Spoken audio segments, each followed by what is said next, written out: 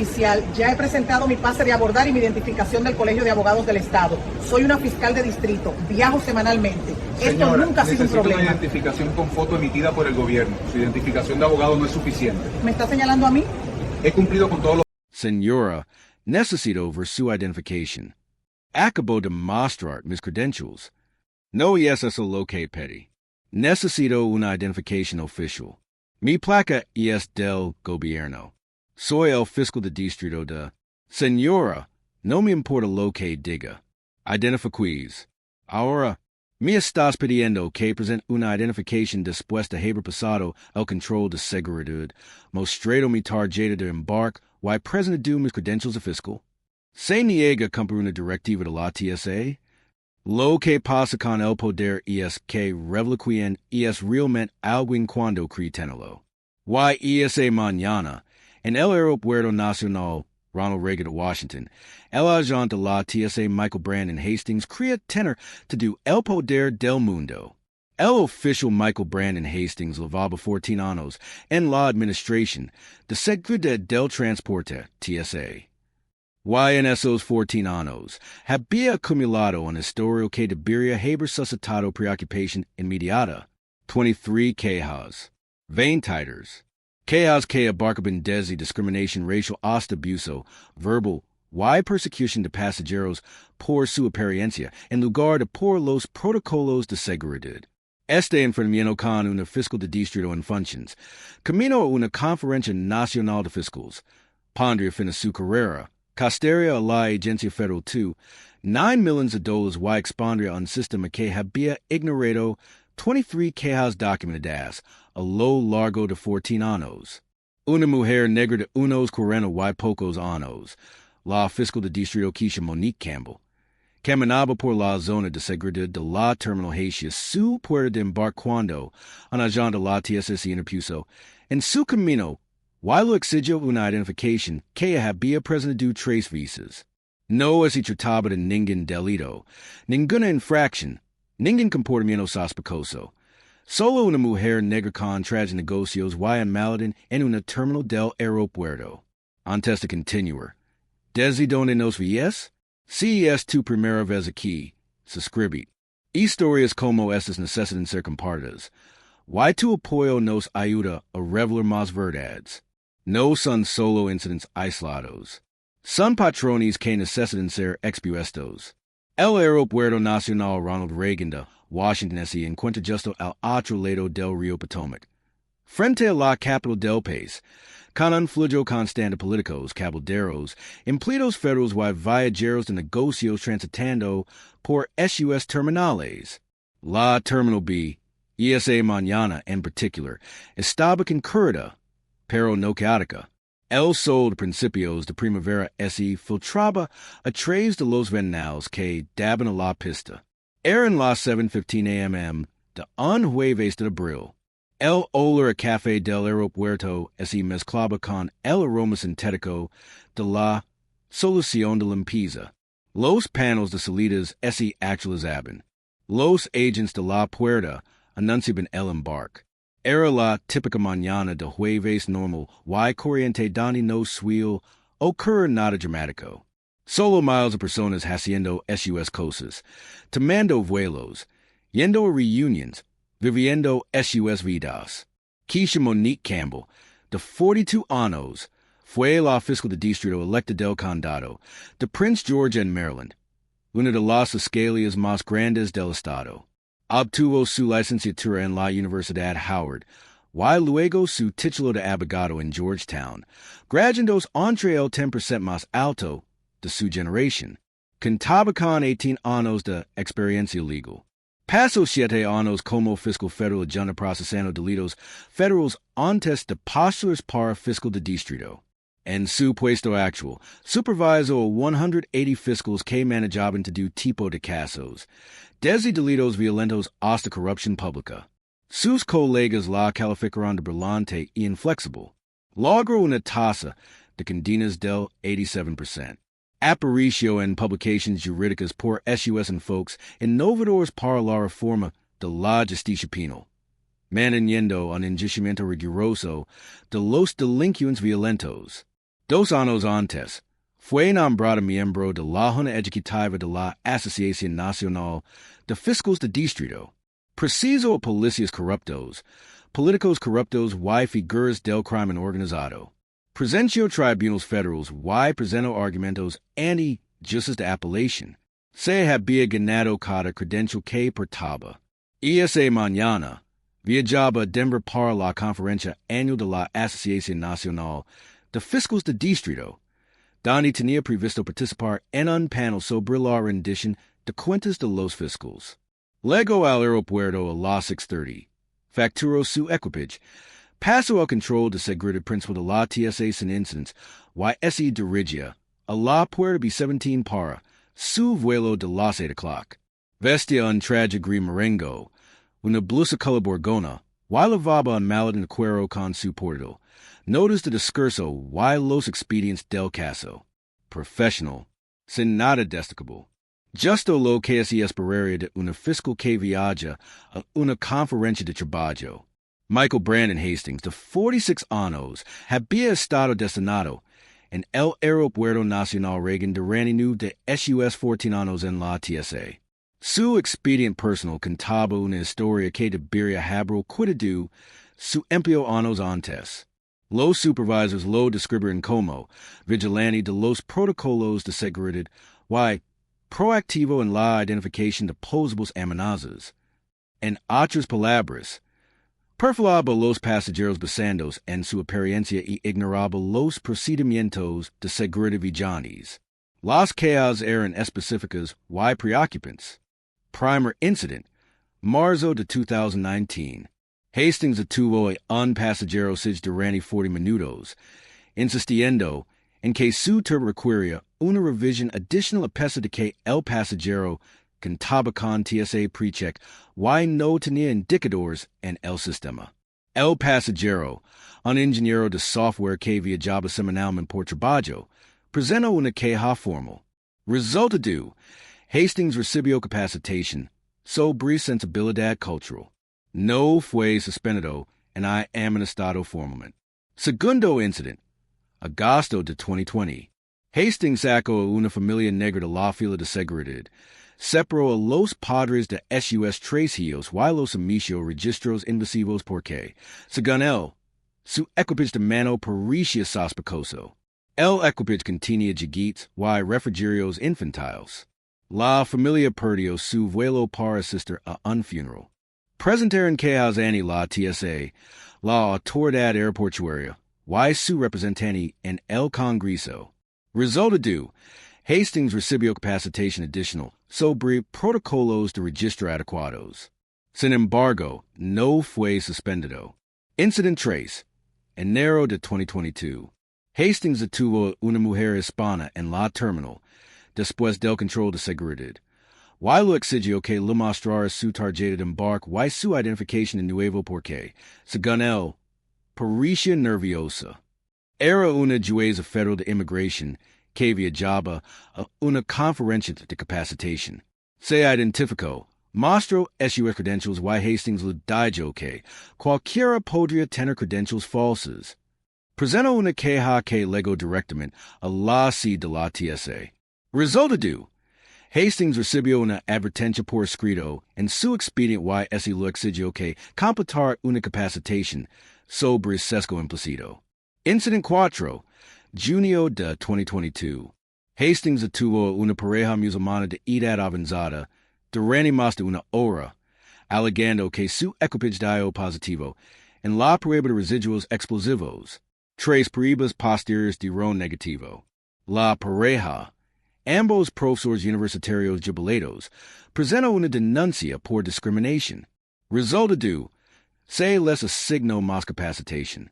El patrón era claro. La documentación era extensa. Múltiples tipos de pasajeros. Múltiples años. Múltiples quejas que citaban los mismos comportamientos. Ataques pasados en la apariencia. Ignorarlos. Protocolos de seguridad. Desestimar credentials. Agravar situations innecesariamente. Pero, de alguna manera, Michael Brandon Hastings permaneció en servicio en uno de los aeropuertos más concurridos del país. Sus supervisors notaren en las evaluaciones que estaba orientado a los resultados, pero a veces carecía de habilidades para las relaciones con los pasajeros. Pero esas notas nunca se tradujeron en consecuencias significativas. En hay suspensión prolongada, en hay degradación, en hay despido, solo capacitación, que claramente no cambió nada. Esta vez no hubo llamada al 911 porque el incidente ocurrió dentro de una terminal segura del aeropuerto. Pero lo que desencadenó el enfrentamiento fue igualmente revelador. Una agente de la puerta de embarque llamada Patricia Woolridge había comunicado por radio a la TSA su preocupación por una pasajera. Según el registro de comunicación, informó de una pasajera caminando por la terminal mirando a su alrededor de una manera que parecía inusual. Eso era todo. Una mujer mirando alrededor de una terminal del aeropuerto. Hastings, escuchando la radio, respondió de inmediato que lo comprobaría. En su mente, esto era exactamente lo que le habían entrenado para detectar. Comportamiento sospechoso, patrones inusuales, amenazas potenciales. Que una mujer negra con atuendo profesional y en maladin pudiera simplemente estar buscando el número de su puerta de embarque nunca entró en su evaluación. Keisha Campbell hacía lo que literalmente miles de pasajeros hacen cada mañana en todos los aeropuertos de Estados Unidos. Cruzó una terminal hacia su puerta de embarque. Había revisado el panel de salidas 2 veces porque su puerta había cambiado. Lavaba su maletín en la mano izquierda, y su teléfono en la derecha, revisando sus notas de discurso mientras caminaba. Lavaba sus credentials de fiscal colgadas del cuello, claramente visibles contra su blusa color borgona. Las credentials incluyen su fotografía, su título de fiscal de distrito, el sello del condado y fueron emitidas por el estado de Maryland con dispositivos de seguridad. Tenía todo el derecho legal de estar exactamente donde estaba. Había pasado el control de seguridad. Su tarjeta de embarque era válida. Su identificación había sido verificada. Pero el agente Michael Brandon Hastings vio algo diferente. ¿Crees que los agentes de la TSA deberían tener la autoridad para exigir identificación a los pasajeros que han pasado los controles de seguridad y simplemente están caminando por las terminales? Deja tu respuesta a continuación. Hastings se interpuso directamente en el camino de Campbell cerca de la puerta B12, posicionándose de tal manera que ella tuvo que detenerse. Señora, necesito ver su identificación. Campbell levantó la vista de su teléfono, momentáneamente confundida. Disculpe? Tu identificación. Necesito verla. Señaló las credentials que llevaba colgadas del cuello. Soy la fiscal de distrito Keisha Campbell. Estas son mis credentials de fiscal. Hastings apenas los miró. Esa no es una identificación oficial. Necesito ver su licencia de conducir o su pasaporte. Estas son credentials gubernamentales, emitidas por el estado de Maryland. Soy fiscal de distrito en funciones y viajo a una conferencia de fiscals. Señora, cualquiera podría hacer una placa falsa. Necesito una identificación real. La expresión de Campbell pasó de la confusión a la frustración contenida. Metió la mano en su maletín y sacó su licencia de conducir y sus credentials de la conferencia que incluyen su nombre, cargo y fotografía. Toma, mi licencia de conducir y mi inscripción a la conferencia que confirma que soy ponente en la conferencia de la Asociación Nacional de Fiscales de Distrito. Hastings tomó los documentos, pero mantuvo una expresión escéptica. ¿Qué hay en el maletín? Disculpe? El maletín. ¿Qué hay dentro? Archivos del trabajo. Mi portátil. Mis notas de clase. ¿Por qué estás? Voy a necesitar que lo abras. ¿Con qué fundamento? Ya pasé el control de seguridad. Lo muestra 3 documentos de identificación. Voy camino a mi puerta. ¿Qué problema de seguridad justifica esto? Señora, Se niega a cumplir una directiva de la TSA. Se estaba formando una pequeña multitud. Otros pasajeros redujeron el paso y sacaron sus teléfonos. Campbell mantuvo la calma, pero su voz transmitió la autoridad de quien ha pasado 18 años en tribunals. Lo pido que exprese la sospecha razonable que justifica este registro. He cumplido con todos los controles de seguridad. He presentado credencials válidas. No ha presentado ninguna justificación válida en la seguridad. La cara de Hastings es en rojo. No tengo por qué explicar mis decisiones de seguridad. De hecho, según las regulaciones de la TSA y las protecciones de la cuarta enmienda, si lo es, yo levo casos federales. Conozco estas leyes. No me importa si eres el fiscal general. Cualquiera puede hacerse pasar por quien sí. Para entonces, al menos una docena de pasajeros habían detenido. Un hombre con trágicos negocios habló. Se ha identificado claramente. Tiene su placa aquí mismo. Una mujer nadio. Pasó por el control de seguridad como todos. ¿Por qué la acosan? Hastings los ignoró y sacó su radio. Necesito refuerzos de un supervisor en la puerta B12. Tengo un seguido que se niega a cooperar con el control de seguridad. La voz de Campbell se mantuvo firme, pero sus palabras fueron cortantes. He cooperó complemente. Te he mostrado credencials que has descartado sin motivo. Y ambos sabemos por qué. Señora, lo voy a pedir una vez más que abra ese maletín. Y voy a preguntar una vez más. ¿Cuál es su preocupación de seguridad específica y articulable? Hastings buscó su maletín. Campbell lo retiró. Salieron más teléfonos. Se reunieron más pasajeros. El enfrentamiento se estaba documentando desde múltiples ángulos. Aquí es donde el sesgo se vuelve impenetrable. Campbell había mostrado credencials de fiscal federal, una licencia de conducir con su fotografía, materials de inscripción a la conferencia, vestía de forma profesional, había pasado los controles de seguridad, había invocado protecciones constitucionales específicas. Nada de eso importaba porque Michael Brandon Hastings había decidido que una mujer negra en ese terminal debía estar mintiendo, debía tener credencials falsas, debía ser una amenaza. Su suposición era rotunda. La supervisor de la TSA, Linda Garrison, luego en 4 minutos. Llevaba 19 años en la TSA. Ocupaba un puesto directivo y había revisado el expediente de Hastings en múltiples ocasiones.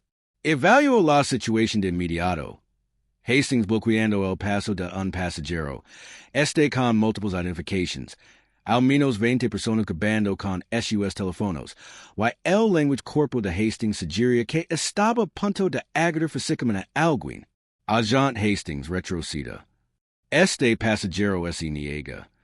Dice que se retirara. Garrison se volvió hacia Campbell. Señora, lo pido disculpas. ¿Me permite ver sus credencials? Campbell lo entregó todo.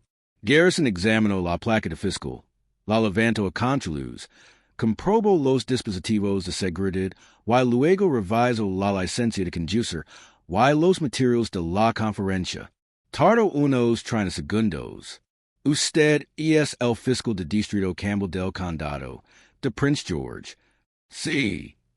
Viajando a la conferencia de fiscals en Denver. Sí. Garrison apretó la mandíbula. Se giró hacia Hastings con furia apenas disimulada. Detuvo una fiscal de distrito en funciones. Lo exigió una identificación adicional después de que lo mostrar credencials fiscales emitidas por el Estado. Estaba siguiendo el protocolo. Estaba haciendo perfiles. Otra vez, sacó su propia radio. Necesito a la policía del aeropuerto en la puerta B12 y al supervisor de la oficina de seguridad. Luego a Hastings, radio y placa. Estás listo por hoy, a la espera de la investigación. Hastings parecía genuinamente sorprendido. Estaba haciendo mi trabajo. Su trabajo no es acosar a los pasajeros que apagan el control de seguridad. Entreguen su placa, y su radio. Ahora mismo, la multitud de pasajeros seguía observando, seguía filmando. Garrison ese volvió hacia Campbell. Señora, lu pido disculpas. Esto nunca debió haber sucedido. Sus credentials son válidas. Tiene todo el derecho a dirigirse a su puerta de embarque. CDC presentaron una queja formal. Me encargo personalmente que ese tramite. La voz de Campbell era tranquila pero firme. Presentar una denuncia sin dudarlo. Y documentar cada detalle de este encuentro. Hastings ese quedó paralizado, con su placa en la mano de Garrison, mientras la realidad de su situación ese hacía evidente. El video ya ese estaba difundiendo. La historia ya ese lo escapaba de las manos. La agente Hastings observó a Campbell camina hacia su puerta de embarque con una escolta que Garrison lo había asignado para asegurarse de que no hubiera más interferencias. Al menos una docena de pasajeros habían grabado todo el enfrentamiento. En cuestión de minutos, comenzaron a subir videos. Un pasajero tuiteó: acabo de ver a un agente de la TSA aplicar un perfil racial a una fiscal del distrito en el aeropuerto Reagan. Luego exigió su identificación después de que ella mostrara su placa. Increíble. Otro publicó en TikTok con el siguiente texto: un agente de la TSA le dijo a un fiscal que sus credentials gubernamentales eran falsas. Así es como se ve el perfil. La documentación estaba por todas partes. La historia ese estaba difundiendo más rápido de lo que Hastings podía procesar lo que acababa de suceder con su carrera. Deberían los agentes federales ser despedidos automáticamente tras la detención injustificada de funcionarios gubernamentales que se identificaron correctamente?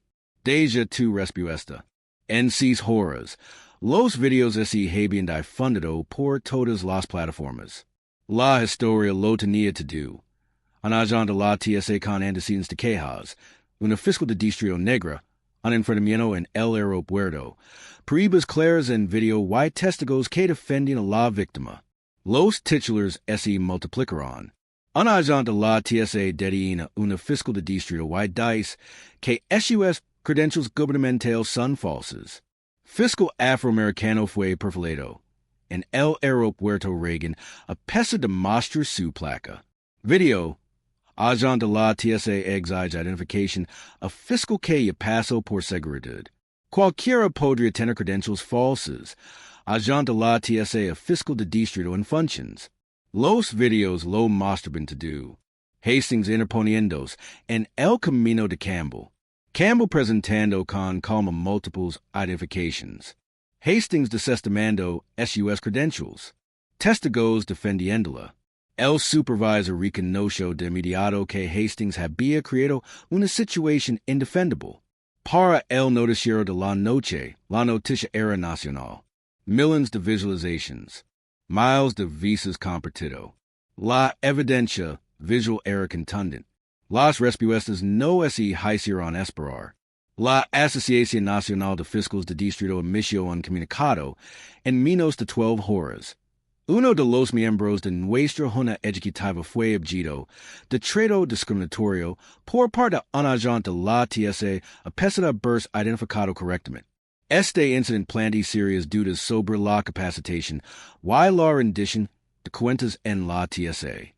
El equipo legal de la Asociación Nacional para el Progreso de las Personas de color contacto directamente a Campbell. La Fiscalía General de Maryland emitió un comunicado apoyando a Campbell y solicitando una investigación federal. La Unión Americana de Libertad Civiles, ACLU, anunció que estaba revisando el caso para detectar posibles violations de derechos civiles. Incluso el sindicato que representa a los agentes de la TSA emitió un comunicado prudente, en el que reconoce que el incidente no parecía seguir los protocolos adecuados. Patricia Woolridge, la agente puerta que hizo la llamada inicial por radio sobre un pasajero que estaba mirando a su alrededor, fue suspendida a la espera de una investigación. En menos de 48 horas, la aerolínea para la que trabajaba la despidió con una declaración. No toleremos la discriminación, en hay la discriminación de ningún tipo. Las acciones de la empleada no reflejan nuestros valores. Abogados de derechos civiles contactaron a Campbell pocas horas después de que el incidente se hiciera viral. La demanda se presentó 5 semanas después en un tribunal federal de Washington, D.C. Los acusados fueron Michael Brandon Hastings individualmente, la TSA como agencia, el Departamento de Seguridad Nacional, y varios supervisors de la cadena de mando de Hastings que habían revisado su historial de quejas sin tomar medidas significativas. Las reclamaciones fueron extensas y devastadoras. Detention illegal sin sospecha, razonable en violación de la cuarta enmienda, perfilación racial y discriminación en violación de la ley de derechos civiles, violación de la igualdad de protección bajo la 14ª enmienda, infligir intencionalmente angustia emocional, encarcelamiento injusto, indiferencia deliberada ante un patrón documentado de conducta discriminatoria, falta de capacitación y supervisión a pesar de la clara percepción de problemas en caso. La demanda incluía como prueba las 23 quejas previas contra Hastings, registros internos de capacitación de la TSA que demostraban que había sido detectado repetidamente y grabaciones de video desde múltiples ángulos que mostraban el enfrentamiento. Incluía declaraciones de testigos de pasajeros que filmaron el incidente. Incluía el expediente personal de Campbell, que mostraba su impecable historia profesional y su condición de funcionaria electa. Incluía testimonios periciales de ex-administradores de la TSA que afirmaban que la conducta de Hastings violaba los protocolos básicos. La verdadera pregunta es, ¿qué cambia ahora? ¿Acaso las agencias federales finalmente despiden a empleados tras 5 denuncias por discriminación en lugar de esperar 23? ¿Acaso los agentes de la TSA finalmente comprenden que las credenciales gubernamentales exhibidas en cordones probablemente no deberían considerarse falsas? Reconocimos finalmente que los profesionales negros enfrentan suspectos en espacios donde los profesionales blancos no las enfrentan, independientemente de sus credenciales. Logros o autoridad? ¿Por qué no arreglamos los sistemas que mantienen a Michael Hastings en servicio durante 14 años, a pesar de 23 quejas? No abordamos la cultura que vi los logros de los negros y asum el fraude en lugar de la legitimidad. Entonces solo estaremos esperando al próximo agente de la TSA, la próxima terminal del aeropuerto, el próximo fiscal de distrito o científico o juez o veterano, el próximo video viral, el próximo acuerdo de $2.90 millones que no reparará el daño. Convenience cree que esto debería ser ley. Cualquier agente federal que detenga a un funcionario gubernamental debidamente, acreditado sin sospecha razonable debería ser despedido automáticamente. No es required historial de quejas. Un incidente, destitución inmediata, que sea una política. Crees que estas historias deben contarse. Crees que la rendición de cuentas empieza con la concienciación y el cambio con la prisión.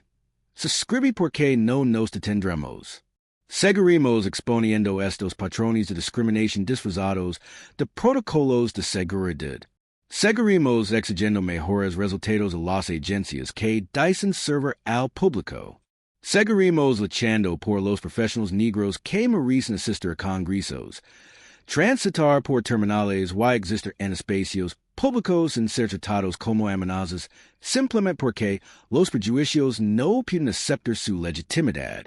No se trata solo de un agente de la TSA, una terminal de aeropuerto o un fiscal de distrito. Se trata de todos nosotros y del mundo que estamos dispuestos a aceptar.